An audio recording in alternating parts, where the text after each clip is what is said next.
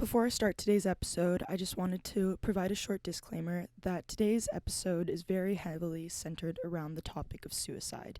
Therefore, in the description below, I provided the website and the number for the National Suicide Prevention Lifeline, which is a prevention network of over 160 crisis centers that provide 24/7 service, and it is available to anyone in a suicidal crisis or emotional distress. Hello, everybody, and welcome to the 7th episode of Everyone's Got Shit. Today, I have my beautiful friend here from UW, Julia Saimo, who's going to be my guest of honor today. We're going to be talking about all her shit, what she's gone through, what she's learned from it, how she deals with it, and also how she's helped me so much through what I've gone through.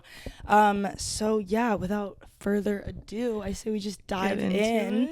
But first, tell the people about you. Yeah. Just about you, who you are, where you're from. Okay. I'm nervous now. Like we were just talking I know. 5 minutes ago. I'm like, And then you start recording and you're like pressure is on in my head.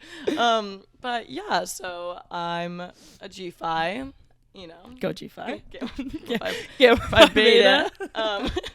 And that's how I met Alex.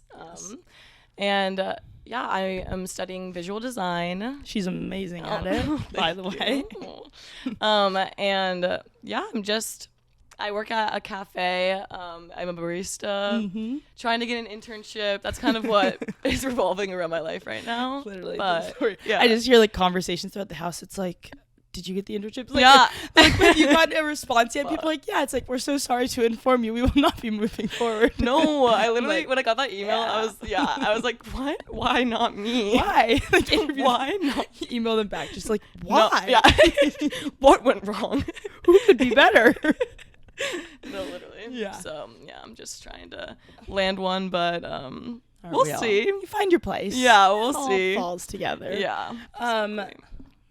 From Seattle, right? Yeah. So I'm from Snoqualmie, Washington. It's just 40 minutes east of here, and I go back more so now, honestly, that I've gotten older. I just like to go back and forth, and it's not that far away. But born and raised out here. Nice. All right, out west. Out west. Oh yeah, West Coast. Well, thank you for telling me about your life. Yeah. But let's dive into the shitty stuff, the hard stuff. Yeah. Just why don't you start with telling me what you've gone through? Okay, so basically, I know what has happened with you. Obviously, so tragic, and happened at G5 basically. Not to, I don't know, but that's kind of how me and Alex kind of started to get to I don't know, there's just kind of a deeper level of understanding that comes along with losing someone so close to you. And so I lost my older brother to suicide. I was 15 years old and he was 21, and now I'm 21. And so it's kind of, it's crazy to be where they were. No, this whole year has been kind of like that, just kind of transformative, I guess, and has me reflecting a lot. But I was 15 years old. I was on vacation with my family, and my older brother Sam stayed behind, and it was we just found out while we were in Whistler, and we had to drive home. And it was just a whirlwind of a time. I don't really remember it. Yeah. But it's Sam was my best friend. He still is. Yeah. But he's just the most artistic person I've ever known. Truly in his soul and everything. It's just kind of I listened to your first episode, and you were talking about how it's you kind of never think that anything like that could ever happen to you, and then it does, and it's what the fuck, Yeah. And so I can clearly say with confidence that I'm like, after like that moment, I'm basically just like became like a completely new person. Like, you know, I'm just like not who I was. It's like post Sam. Yeah. Pre Sam is That's how I feel about my life. Yeah. Same with me. I also, this is just like kind of specific, but like I would also get really weird about like the dates and stuff, like so aware of like the timing and everything, like the day it happened and like what everyone else was doing on that day, and how like my whole like life stopped but everyone else has kept on going, you know. It's just like yeah, it's like the worst. Like I always would talk about, I felt like I would always think of myself in like a clear tube or like those slides or whatever. Yeah. And I would just like look at the world going on around me, but I was like stuck in this tube. Yeah, it's fucking awful. Yeah, it's awful. And it's like, when is it gonna stop? And it's just like you kind of figure out that like it just never does stop. But like obviously you don't feel like you're in like the slide anymore. I would hope not, you know, but it's still just like, yeah, it feels. Yeah. It's not even like being in the slide anymore. It's more just like, I've talked about, and I don't know, like before your brother, like did you ever like experience anxiety or anything or anything like that? No, I remember thinking because I was like 15, and so things were kind of like coming into that world of like depression and anxiety in terms of like just becoming a teenager and like thinking about things like, I guess, like I don't know, and just being on social media and everything. I don't know, but I don't like, it was hard honestly because when everything happened I like had horrible depression, but it was hard to tell like a little bit afterwards, like is this actual depression, because I've like have never really experienced, you know, like basically like I had to figure out with like my psychiatrist and therapist like if it was like grief or if I was like depressed, you know. But yeah, no, it's hard to know. Like my family has like history of mental health issues, and so I think also with like everything that had happened, it was like, I don't know, we were just like they just like got like basically got me medicated when I like after like being like, this is, you know, time and time again, I'm basically like just depressed, and so I got put on medicine, but definitely never I experienced like social anxiety when I was in middle school, and it's like, yeah, kind of, I still kind of feel that way sometimes and stuff, but in terms of like serious like mental health issues, like no, before, you know. I don't know, is that, you feel the same? For me, like I really like, I always felt so lucky because I never really had anxiety. I had a weird thing where like with time even before, and I think it really started when my mom lost her dad. So that was like October of our freshman year here.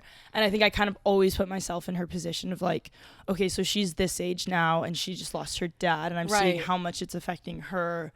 But like, hopefully I'm in a position like hers when I lose my parents, of like a husband and kids. Like, no, exactly. It was just like, it was crazy. And I think then she lost her mom, and I remember I was on the phone with my dad a week before, and I was telling him like, I keep thinking about this, and he literally said, he was like, that's not something you should be thinking about right now. Like, don't think about that. And then, you know, literally a week later, like he passed away. But no, like anxiety and depression were really things I didn't really deal with before. I was super lucky with like my life and my family, and then and then I lost my dad, and it was like the realization, well, I mean, I lost my grandparents right before, and like, yes, that's more natural, but I was like, okay, my grandpa died. He was like the head of our family. Then my grandma became the head, and then she died, and then my dad became the head, and then he died, and it was just like, okay, who is this family like standing on right now? No, exactly. So it was a lot of that. No, it's super interesting, honestly. Like, not only like obviously does your world end, but like everything about your life also changes. Like my whole like family dynamic, like with like Sam not being there, like now it's just me and Will, who's like my other older brother, and it's like the four of us, and it's like never been like the four of us, it was always the five of us, you know. And it's like every holiday, like everything is just shifted, you know. And the whole like dynamic changes, but like, you know, humans adapt, and like now that's like, you know, like my family, and it's like always going to be the five of us, obviously, but you know, it's just like, it's interesting like kind of what happens. And I remember my mom said that like families can either like get really close after something like this happens, or like kind of fall apart, and she was really adamant on making sure that like we all like stuck together and stuff, which was like really like helpful, obviously. Yeah. So I always talk about like how much like my mom is always, I'm so empathetic towards my mom. Like how was that for you? Yeah. Watching your parents go through something like this. No, it's the worst thing ever. Like my mom honestly is just like, she is like so empathetic too, and just so emotional, and like I feel bad if she's like going to be listening to this, but like I love you, Mom, but she just like cries like all the time. And if I'm going to be like really honest, like I hate like when my mom cries. Like, I hate it, like because it makes me feel so bad. Like and before like Sam died, it was like every once in a while when she'd cry, I'd be like like I just felt like you just feel horrible, just no matter what. Like when you hear your parents crying, it's just like so sad, you know.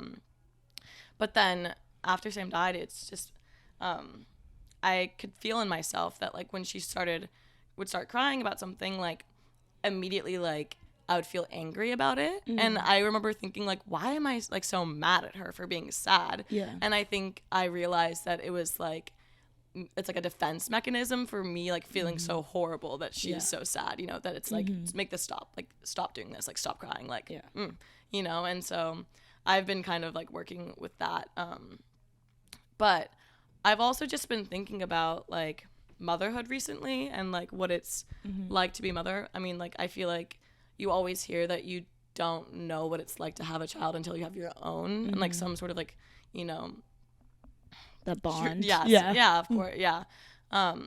And so like I just really can't even, every time I feel like angry and stuff, it's like I can't even like feel angry because it's like she lost her son, like you know, and like that's just like something that like I won't understand. Like I lost my brother, but it's like everyone's loss is like different and like different. Relative.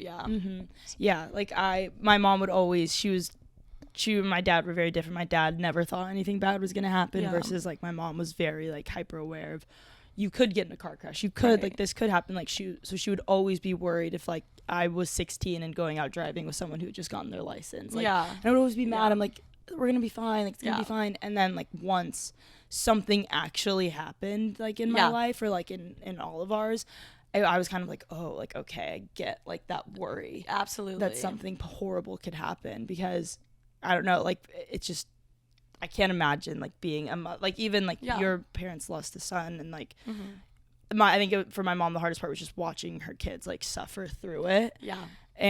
But absolutely, it's just like watching your parents suffer is, I'm sure it's 100 times harder watching them or them watch us like suffer.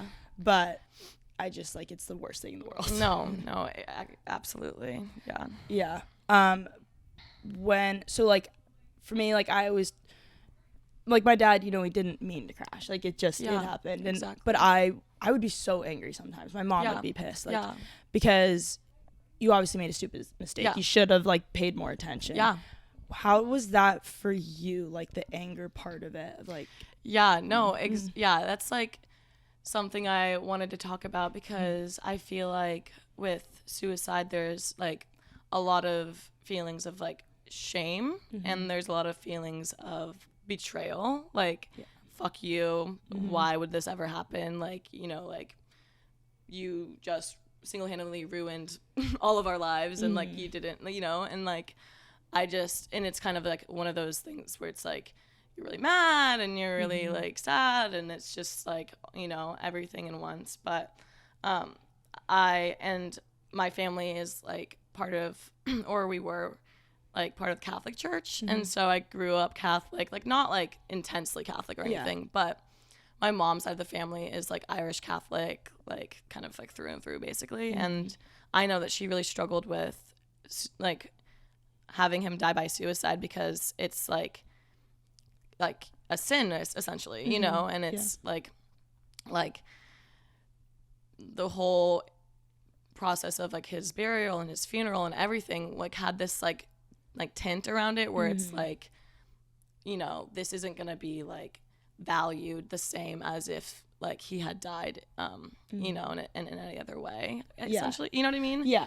And that's kind of something that I have like over the years like grappled with, and yeah, the feelings of anger still come every now and then, but it's more just like a deep understanding, like, and like forgiveness that I feel now about it. Yeah, definitely. Yeah, Like, I feel like my anger at this point is like angry that they're not here. absolutely. Yeah, Yeah, definitely is a big part of it. yeah. And I was gonna ask, because I remember listening to your podcast and you said that you kind of had like issues now with trust and like things like that. Like, how do you feel like everything has impacted the way you like make like new relationships and stuff, you know? Yeah, I think it scares me because I guess like, I mean, it's not like I'm like in a relationship or anything like that, like with like a guy or anything, but I think it does scare me to even get close to that, because I always like my dad for like, I slept in his bed till I was like 12 years old. Like he was like my best friend growing up. And he was like the first man that ever loved me, and the man that loved me the most in the world, the man I loved most in the world, my Superman. And I think it was just like in a matter of literal seconds, like he was gone. And you know, they like when you lose a parent, you lose half of yourself. And I was like, okay, so I've just lost like half of myself at 19, an age like you're supposed to kind of be figuring yourself out and finding yourself. And also, so it like made me compare. I was like, oh my God, if like my dad can leave in like less than half of a second, why can't someone else, relationship, friendship, just not, or like leave me just as easily? Because my dad by choice would never have done that. But someone who, you know, is kind of over me, or like a friendship that they don't want anymore, like that they could just like leave. And I've gotten to a point where I can open up to you about like that part of my life. Is terrifying to me. Exactly. Yeah. So that's, I think, where the trust, like, that really scares me. Yeah. Coming into that. Do you feel that? Yeah, I was going to say the same thing, where it's just, like, I feel like when you get, like, super close to someone, and, like, when you, because I don't, like, doing this podcast and talking about it is also something that, like, I wouldn't have, like, I, like, am so, like, open, like, talking about it. But honestly, like, when you share, like, that side of you to someone that, you know, you are like opening yourself up to the possibility of like basically like them, like someone that you love, like leaving. And it's like, you know, it's just, I don't know, I think like everyone has like their variety of trust issues and everything like that, but I think like what you said, when like you can lose someone just like that, it kind of is like, well, why would I ever put myself in the position to like have like the same type of heartbreak or like, you know, to be hurt again, like like I've been hurt like the worst that I possibly can be, but like why punch that like even more? It's like you're subconsciously like being like, you're like your mind is being like, no, like we're not gonna like do that, like we're not gonna like, you know, form. Basically I feel like for me, like I have a hard time like forming like new, like I don't know, like everything, like it's just like a lot for me. Like, I don't know. And for me, do you do this too? Like I can differentiate like the emotion side of it and like the factual side of it. Like, I can fully tell someone like this is what happened. Because it's like I think of it like math, like it's a math equation, like that's what happened, right? But like then like how does that make you feel about it? It's like, whoa, no, I don't want to go there. Right. No. Because that is like so painful. No, exactly. Like, do you want me to like cry? I'm like, do you, like can't even speak. I'm crying so badly. No, screaming.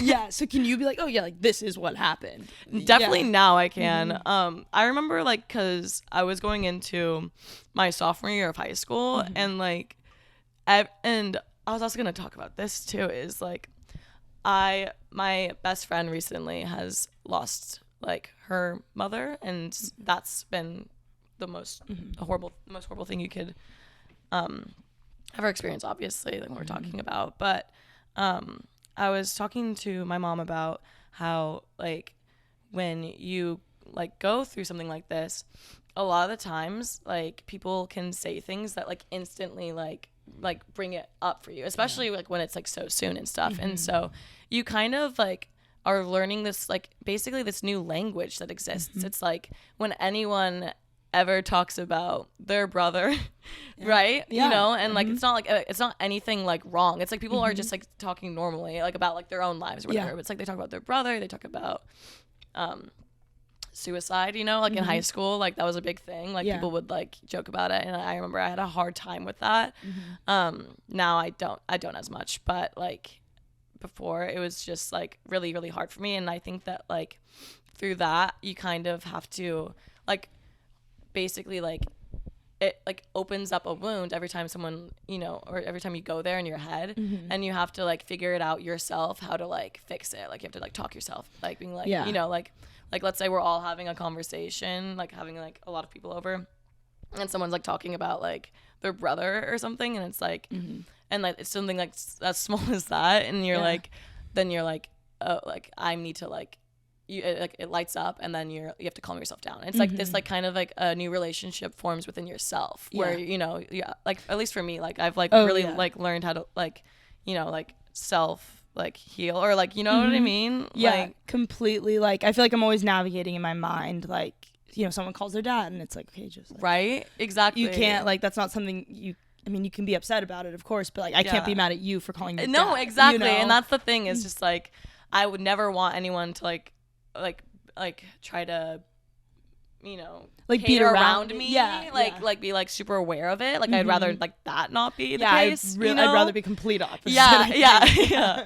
But it is just interesting, like how, you know, you start to like hear things differently and like see things differently. It's just I don't know. No, completely. Like every time I'm on a plane and like the captain comes on, I'm like, we're going down. Like he's gonna tell us we're going down. Like it completely changes your mindset. I think that like, how was it for you? Like that adjusting for me has been so hard. Like that like all the triggers, I guess. Like do you have like a million triggers? I definitely used to, and now it's like really not as bad. And I try to like, obviously it's a journey and it takes like years and years, and it like will never not be a journey about, you know, but yeah, I feel like because it's, I guess, been 6 years, I don't know, like that's, I also feel weird about time, where it's like I really tried to not like keep track anymore, like, you know, obsessively, but earlier, like when it was like really fresh, like everything triggered me basically, and now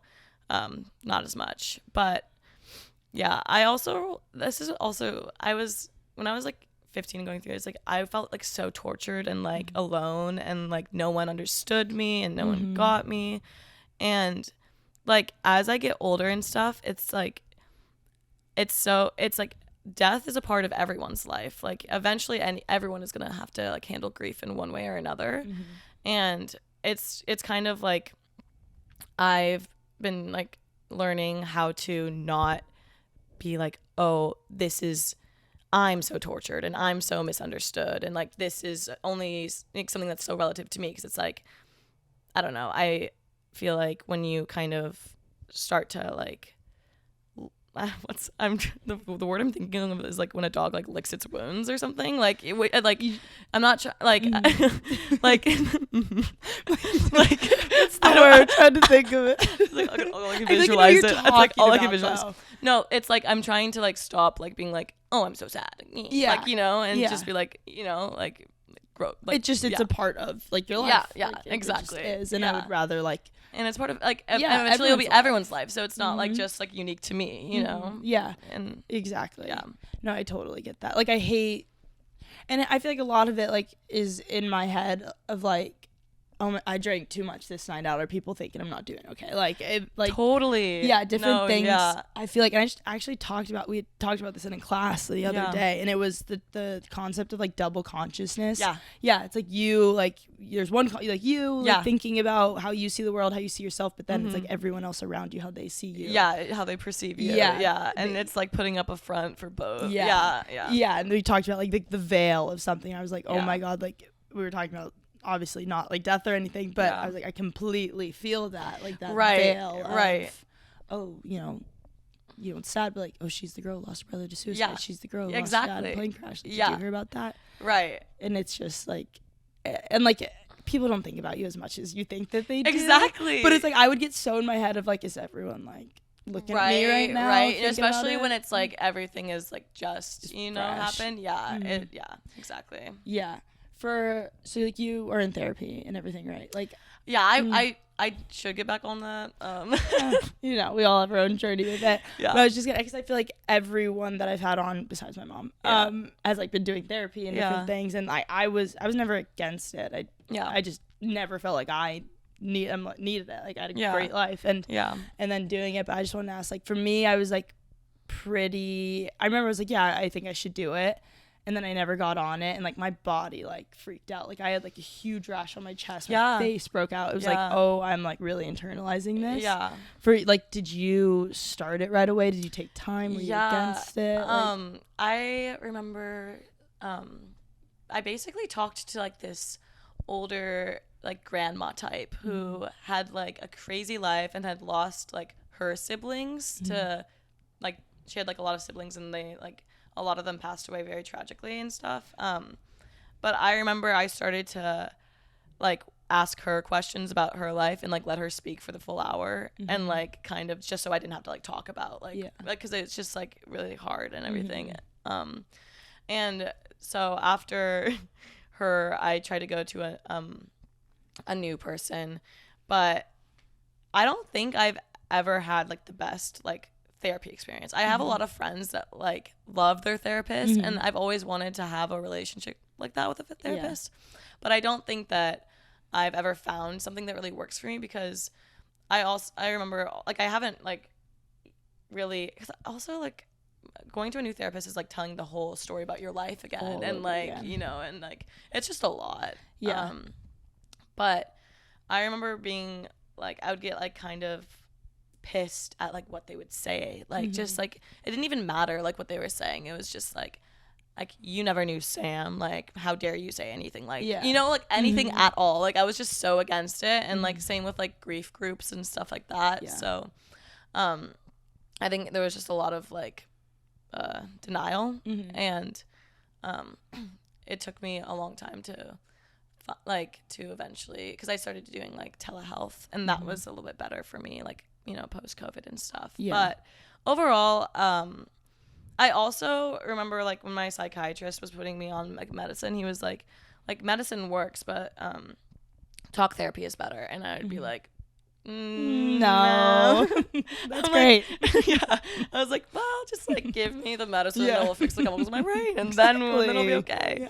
But the older I get, the more I realize that like talk therapy is what helps. And like it's crazy the way your brain works, in which like maybe you'll start to grow a tolerance to your antidepressants, and you don't know, like, and using talk therapy is like building ways that you can like basically like fix your brain from the inside out, essentially. Like I'm realizing more that like I have more control over like my depression and like these emotions I have, like the older I get, like, because I used to just think it was all out of my hands, and like, oh, like my family has a history of mental health issues, like I'll never escape this like box, you know.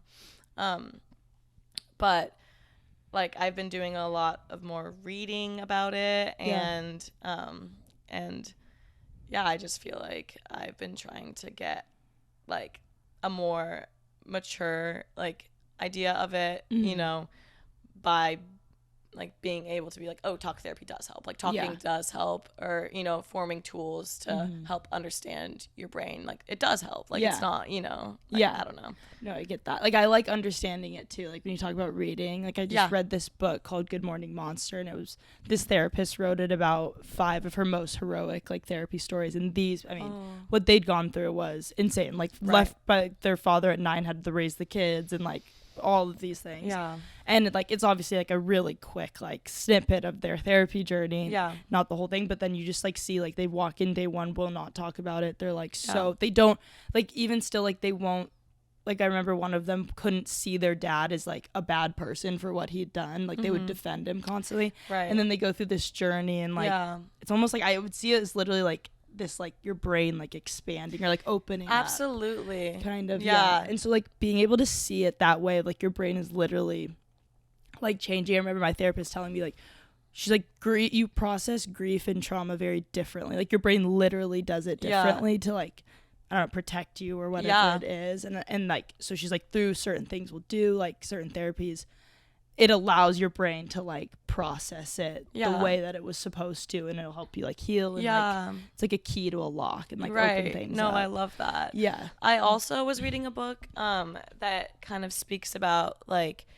your brain as a snow hill, and when you like sled down the same track, you'll form like deep grooves in the hill, and it's like basically the more deep the grooves are of the sled, like the harder it is to fix. And it's kind of like a metaphor for the neural pathways in your brain. And you know, taking the same neural pathway over and over again is going to deepen that connection. So it's like A to B, like when you think of this, you're going to think of this. Like, and the book was about kind of talking about how alternative medicine kind of gives like a snowfall, so you can basically recreate like the new sled track that you wanted to, in terms of like depression and stuff. And I thought that was really cool because like often, and honestly sometimes it's like you really aren't in control at all, like it completely overrides you, and you know.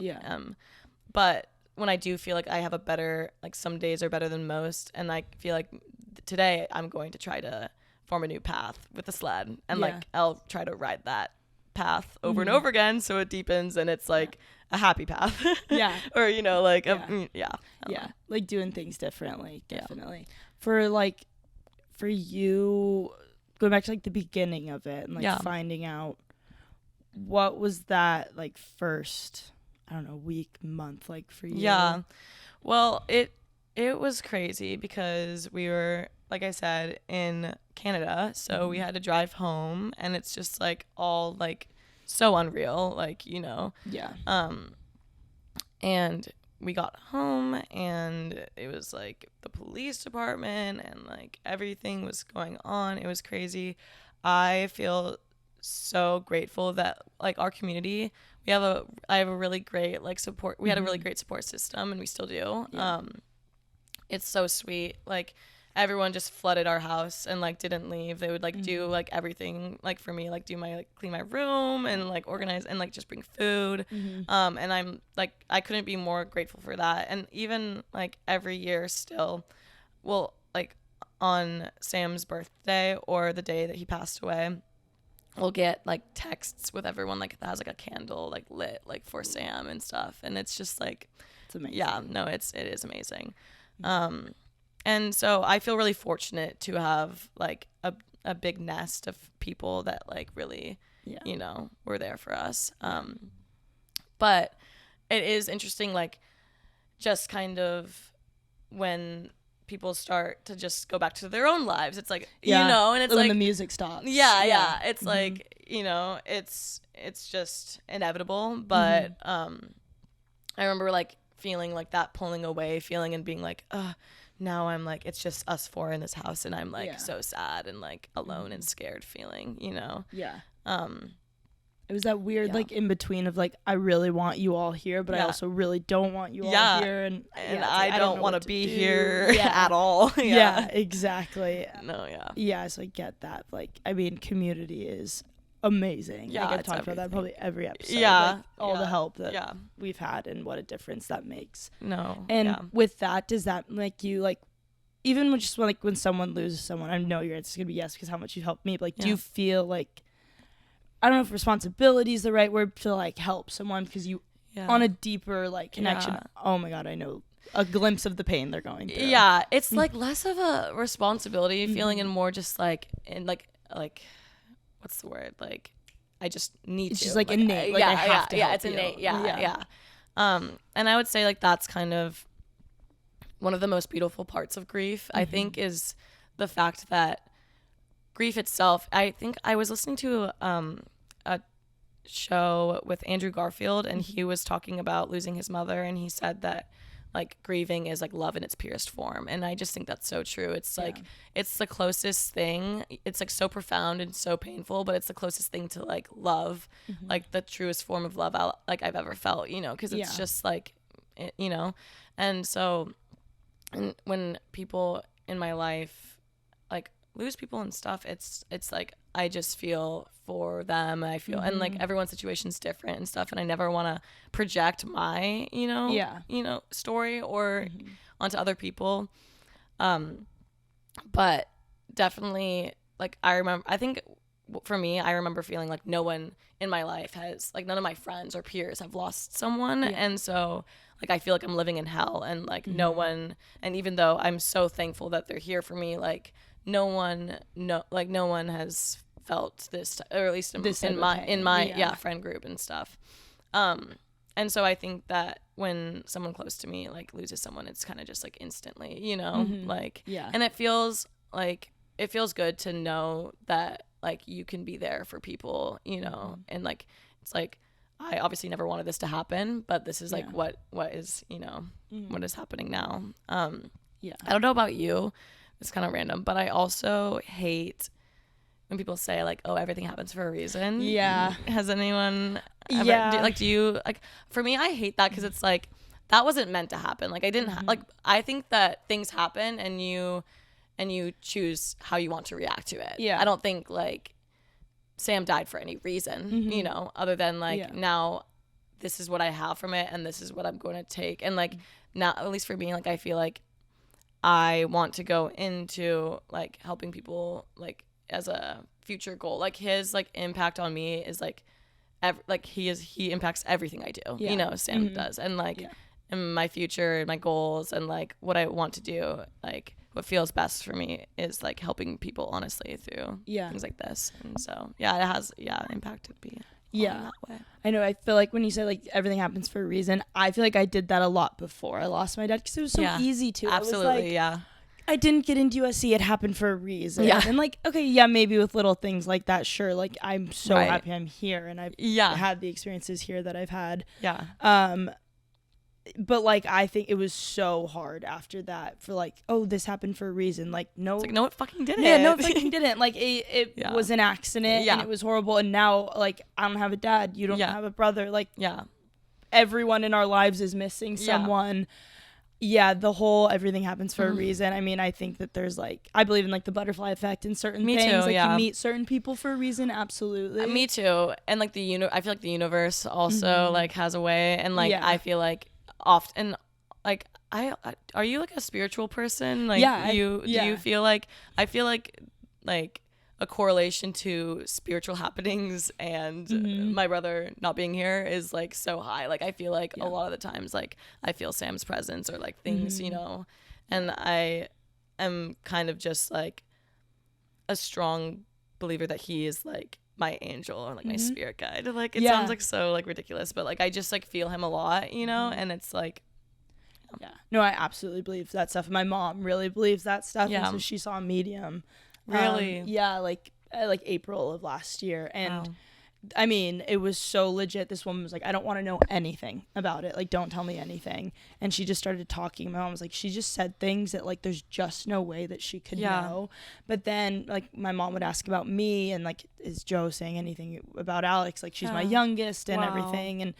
And he's like, my dad said something of like, I think it's not that I blame myself, but for some reason I'm always like, God, if I could have done something, like if something different could have happened. Of course, yeah. And he was like, there's nothing she could have done. Yeah. Like nothing could have changed this. Yeah. And he said something like, when you were out like looking at the water, like upset, like I was there. And there was this one time I just like had it was like my first panic attack after I lost him. I was like in front of the bay at home, and I was like, and it was just like those type of things. I think I see like butterflies all the time now. I'm like, really?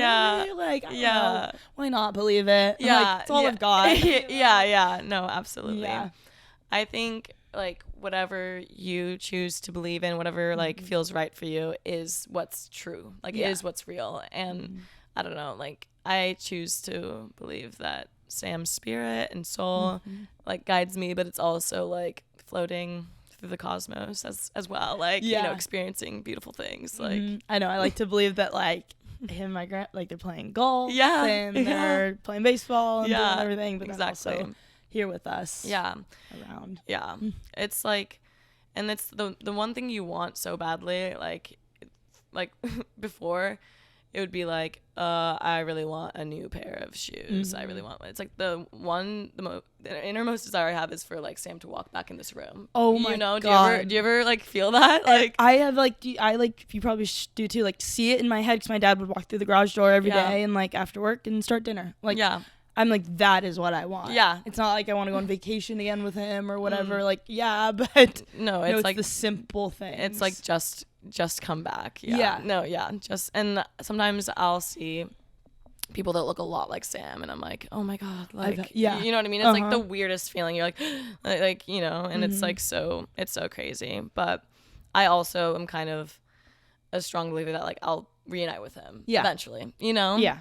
You feel that way too? Like, yeah, and I think I definitely believe it, but I think it scares me also to not believe it. It's like, I don't want to think that like this is it. No. Because of like a horrible accident, like, or like a horrible situation, like that's it, that's all I get. Yeah, no, exactly. Yeah, like I just like, and I would get really into, I don't know if you did too, like I would listen to like near death stories, like people who had died, like I felt this presence that was the most amazing thing I'd ever felt, and then I'm back and I'm like, there's just too many of those. No, exactly. To, like, deny it 100 times. It is so comforting to hear that, honestly, is like when people have those, like I've also heard the near death experiences, it's like when they are pronounced dead, it's like and they come back and they say that like they felt like overwhelming warmth and love and light. It's like, how is that not, you know? It makes me feel so good, like that.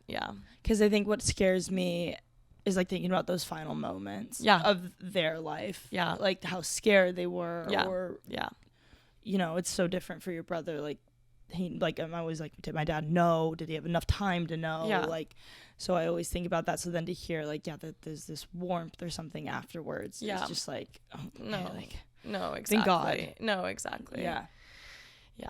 But what I was gonna ask you something that I don't remember. It was like, so like when you reached out to me. Oh yeah, and I remember you describing like you had I don't know, saying more experience in grief. Like you have more experience in grief. Like you kind of learn how to navigate it and understand. I guess like more like time since it had happened. Yeah. And you like texted me and said, grief is like a tsunami, like comes in and out. I remember I read that text to like my whole family. And they were just like, and my sister, I'll hear her like talking to people and saying like, oh, Alex got this text from like one of her friends and they said this, like the tsunami part, and it just like made so much sense. I just wondered like, where did you like get that? Like, I still remember who told me. It was my family friend Rochelle, and she said that grief is like a tsunami and it hits you all at once and it feels unbearable and you can't do anything about it.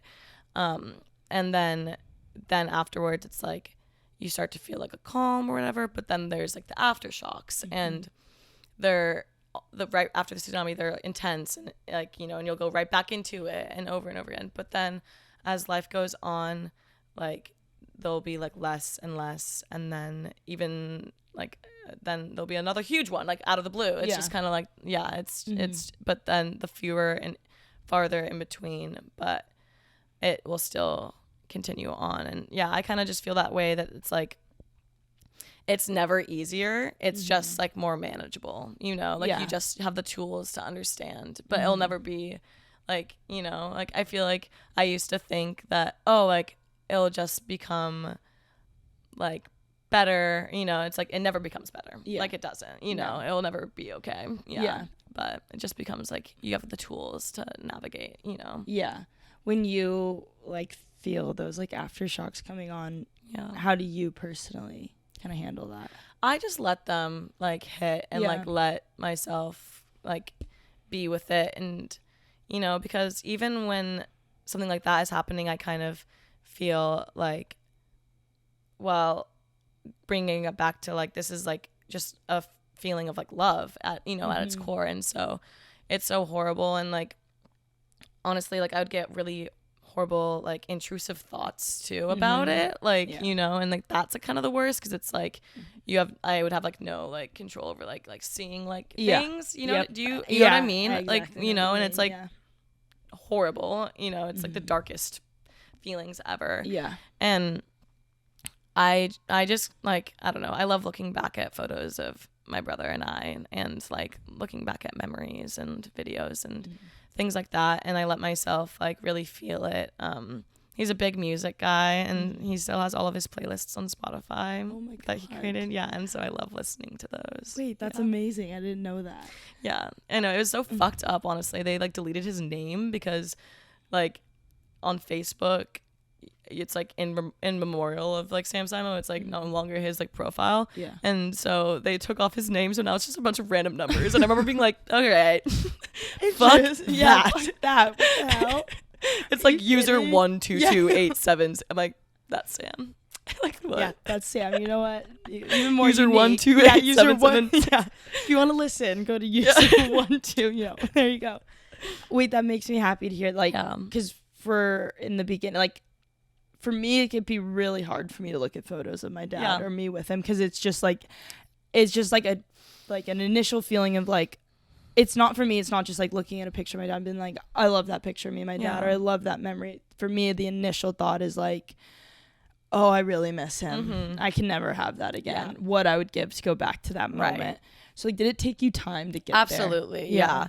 And I remember like going to a Seahawks game with my dad, and he had like this folder that he had created of photos of like Sam like as a baby, and like him and, you know, Sam like as he's growing up, and like they went on trips together alone, and so it was like photos of them. It's like this huge folder, and he was like looking through them and like crying in the car, and I was like, why? Like I couldn't understand why he was doing that at the time, because like you said, like for me, like right after, it's just so painful, and I just like didn't get it. But now I'm able to do that, and like we would make like these videos too, and I love watching them.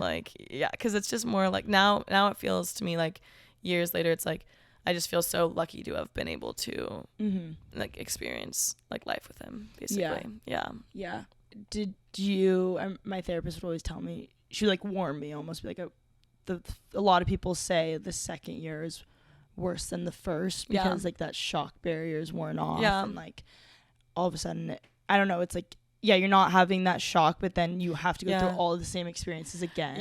Like first things, have you ever like thought about that, like the first time I'm doing this and the first things like that. And like what would really get me were like weddings, or you know, like thinking of major family events that are changing, like it's like accepting a new reality, you know. But how do you feel like coming back into G-Fi has been? Honestly, I've been like meaning to like, you know, talk to you about, because it's like I see it makes me so happy, like not to be like weird or anything, but to like you just like are full of light, and like you know, and it's just like so beautiful to see. And like is it hard to be back in the sorority like ever, you know? And I think it helps, like having like here at G-Vi we have like an annex house, so and I was in like our main house when I found out, and it's like we have a sky bridge, and it connects, and it takes you to the second level right where I was when I found out, was my room in Big K. And I, you know, if everyone's taking the sky bridge, okay, I'll take it, like but I won't, you know, you're going down the hall to our main stairs, I won't look left, like I will not look left at that room, because my first thought when I see it is like my sister walking through the door, and like every part of that room has like an element to it, like my top bunk bed, just like hitting it, hoping it wasn't real, like running into the dresser, like, all of that.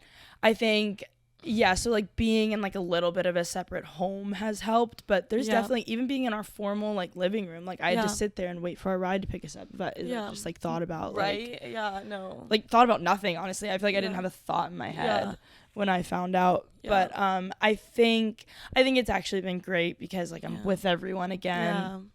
I feel like I'm like, you know, was being like really being back in school, and like now, and like having the podcast, I feel like there's a bit more of like a purpose now. But I mean, I don't know, I'm really good at blocking things off, like I'm really good at just not associating things.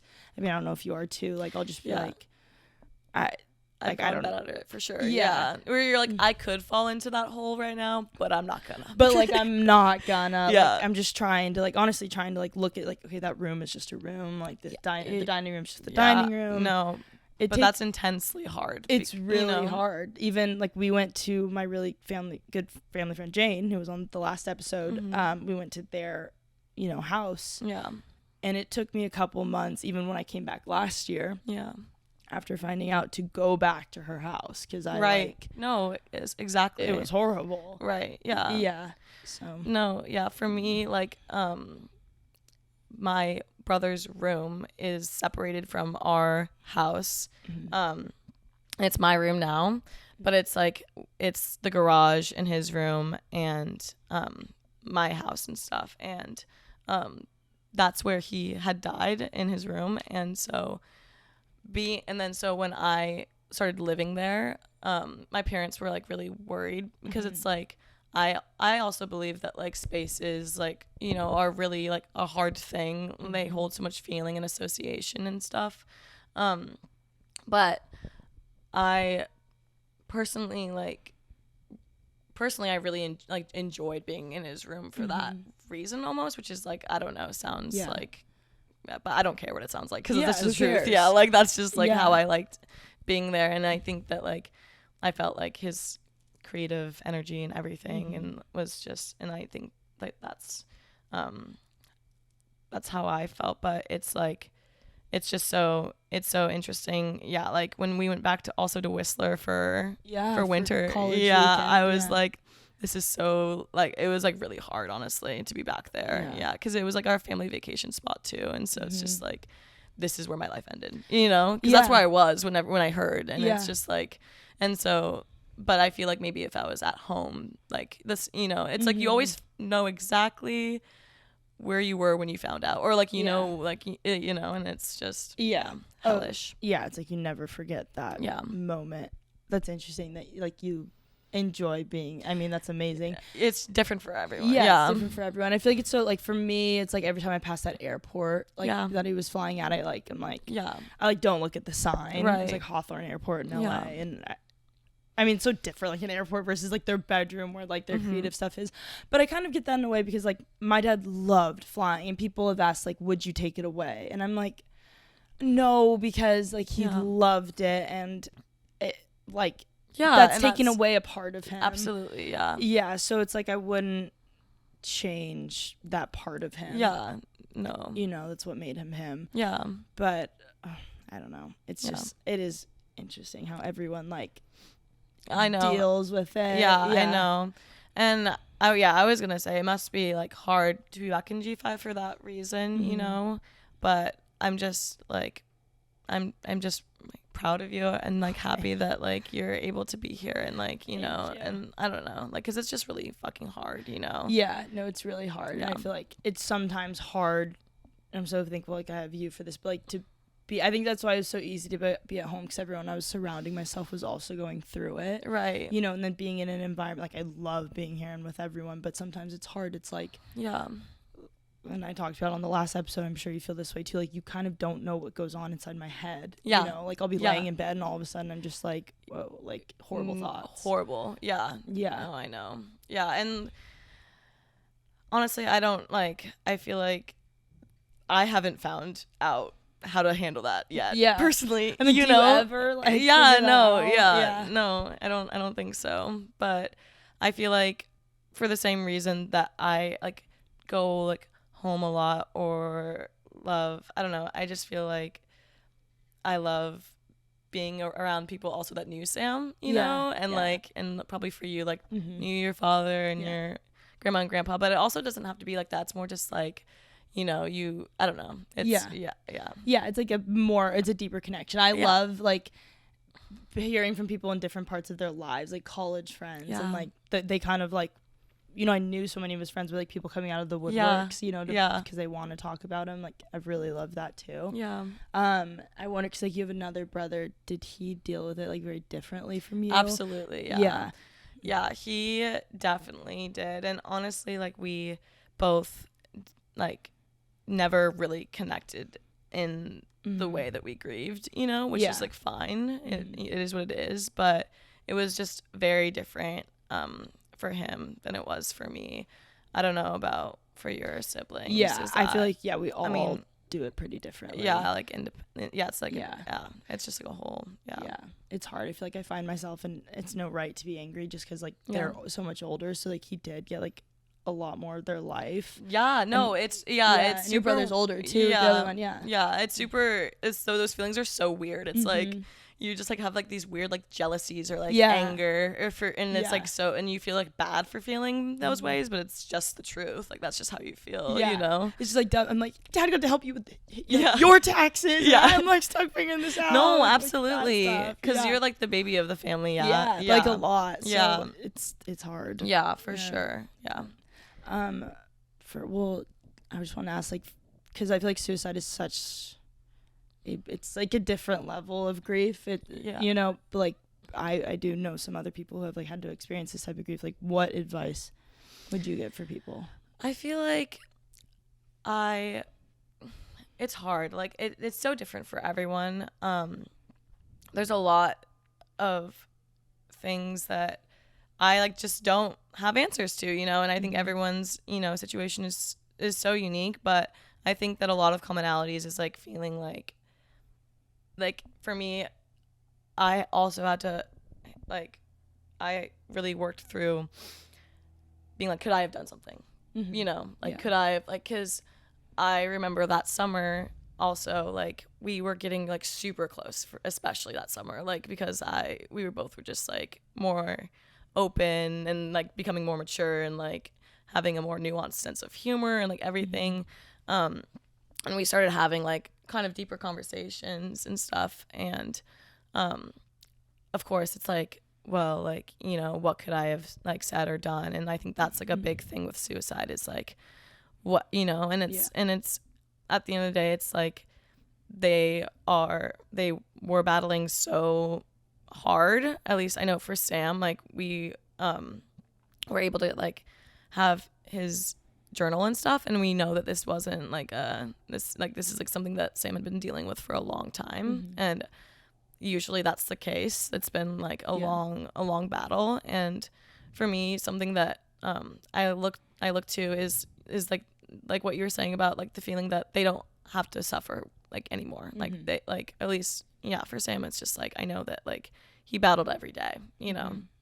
And I know that now. I didn't know, you know, and just knowing that like he's in a place of love and like he's able to, you know, guide me and everything, like that's kind of what I like, you know, use now as my way of healing. But it is interesting, like I feel like if you were to ask me a year ago, or if you were to ask me a year from today, I feel like it's always changing and evolving, like my feelings around this, you know, and stuff. But yeah, I don't know, it's fucked up. It's like, it really it's so is. Fucked up. It really is. You're just like, why? Like I try not to end like the why me, but like there's times I'm just like, why no, exactly. You know, I don't know about you, but I also hate like drunk spiraling. I can't do it. Like I won't like have conversations about it when I'm drunk or anything, because it's just like, or like if people bring it up, I'm like, it's, you know, like, or people will talk about it, it's like it's fine and stuff, but like I hate like not being able to stop crying and like spiraling and like the like, you know, you're so emotional and everything. Like I really try like not to do that. It's kind of random. No, I don't really, you know? I definitely don't like to talk about it, like especially like when I'm drunk. And I don't like it because when I am drunk, I feel like I can feel it more. Absolutely. Like, it is more present there, but that's why I think I back away from it more, because I'm like, if I start talking about it, one, I'm gonna get really emotional, but also like it's the thoughts. It's like it's unable to stop. It's unable. It's just like all consuming. Yeah, and it's harder for me to be like when I'm conscious and it happens. Like, okay, like don't think about it, like whatever you know I need to do in that moment to get my mind off of it. But when like you're drunk, it's a lot harder to do that in like a less conscious state. Yeah, so like, no, exactly. I don't like that. Do you have any like special ways that you like, because I remember I was talking about this with my friend recently, but it's so like horrible, honestly, the you know, logistics of like if they're gonna be cremated or what, you know, whatever, and like the whole catalog that comes with it, it's like horrible and stuff. But I was able to get his thumbprint in a necklace that I wear every day. Cool. And I also have like a little bit of his ashes. Mm-hmm. And yeah, do you have any like? Yeah, so this ring that I wear on my thumb is so it wasn't his, it was his wedding ring, like the exact design, but my mom got this one for him. It was way too small. My mom doesn't return anything, and so it was just like sitting on the counter, and like before he passed, I remember I was like, oh, like I like this ring. And then I actually tucked it away in a backpack, so I was like, oh my god, if I lose this, like my mom will kill me. Yeah. And then he passed away, and I remember I totally thought that I'd left the backpack here, and I was just like so upset one day. I was like, Dad, like anything please, like just that you're here, like anything. Yeah. And then for some, like we had to go somewhere, and I remember being like, crap, like I gotta grab something. And then I saw the backpack, and I was like, oh my god, is the ring in there? And I opened it, and it was in there. So I've been wearing that ever since. And then this gold ring that I have on my middle finger, my brother and his fiance got them for all of us, and it has his initials JA engraved in it. I love it on the inside. So this is cool because we all wear it, like even my brothers and my brother's fiance, my sister, my mom wears it too. That's beautiful. Yeah, so she has that. And then I'm trying to think if there's any other things that I have for him. I mean, lots of pictures and different things, but those are harder for me to go through a lot. He was a huge like San Francisco fan, so much memorabilia and stuff, which is that's fun. Amazing. Yeah, but I mean, I feel like that I wear like these two things. Yeah, I like having like him close to me and stuff. Yeah, absolutely. I remember I was at a fraternity party like my like freshman year, and someone was like, what's on your necklace or whatever, like what's your necklace, like it looks like it's from like Goodwill or something like that. I was like, first of all, oh, what? That is even so out of pocket. I know. You're not gonna say that to me. I was like, if this is like you flirting, like it's not working. Like, no, this is not going well. Yeah. What'd you say? Were you like, did you even go into it? You're just like, no, like, no. I remember I was like talking about it with my friends the next day. I was like, should I have been just like, yeah, actually, this is like my dead brother's thumbprint. Like just seen him, like I didn't. But, I was like, oh, I thought you said you know. No, like, no. I wouldn't do what you need to do. Yeah. No. But I know people like people are so stupid. People sometimes. are so dumb. Like, I know the stuff that they say. I'm just like, I get like no one. Well, that's dumb. Like it wasn't even about the situation. Yeah. But like sometimes like I get no one knows like what to say. Right. But sometimes I'm just like.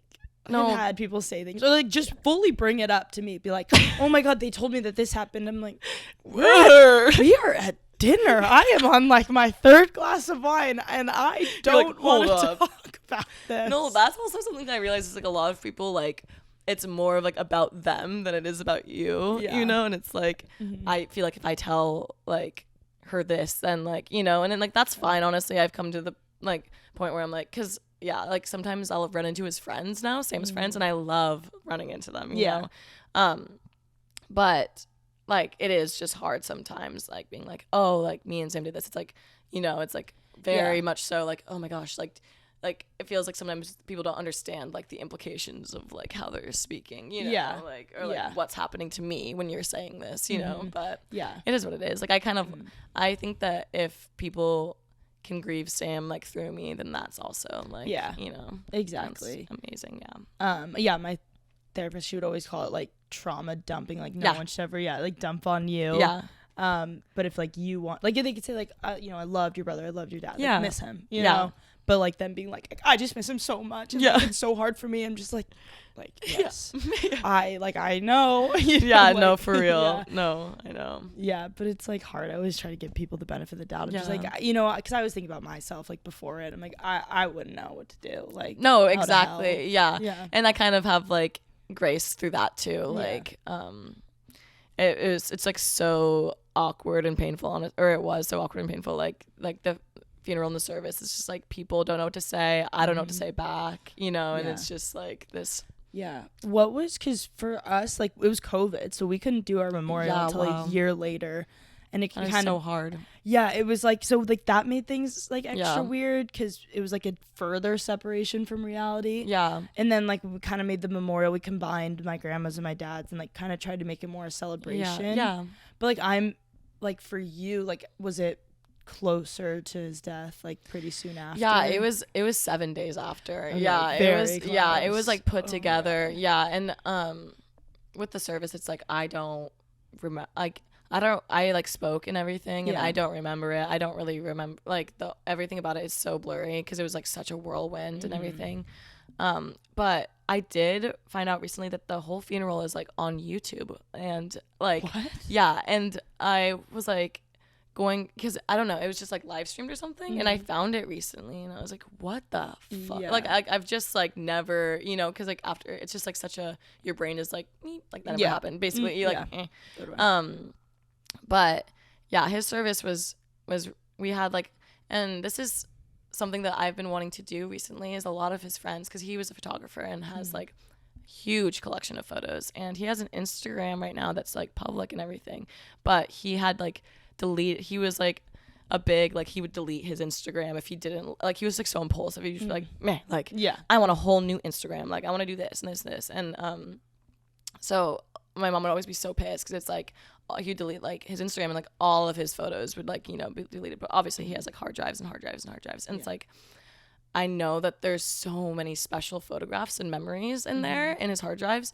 and a lot of his friends like will like DM me and be like, can I have like these photos? I'm like, dude, I'm not gonna like go in the hard drive for you to get these photos for you and stuff, but I've been recently wanting to like get prints of them, and even like maybe doing like a show or something for him, and like have all of his friends come, and maybe if they were to buy his prints of his photography, I could like go to, because we have a scholarship for him at our high school. It's like the Sam Saimo scholarship, and so I was hoping that like I could bring all of that into the scholarship, and then also eventually try to have a way to like digitize all of his photography like on an archive that like everyone can access and stuff, but that's kind of like a long-term goal. But if you did oh my god, a show, I'll be there. I mean, no, honestly, it's like my senior capstone, we're allowed to do like anything we want, and I've been thinking about doing like an exhibit, because you can do like, because we learn all different things in our classes, and one of our classes is on exhibition design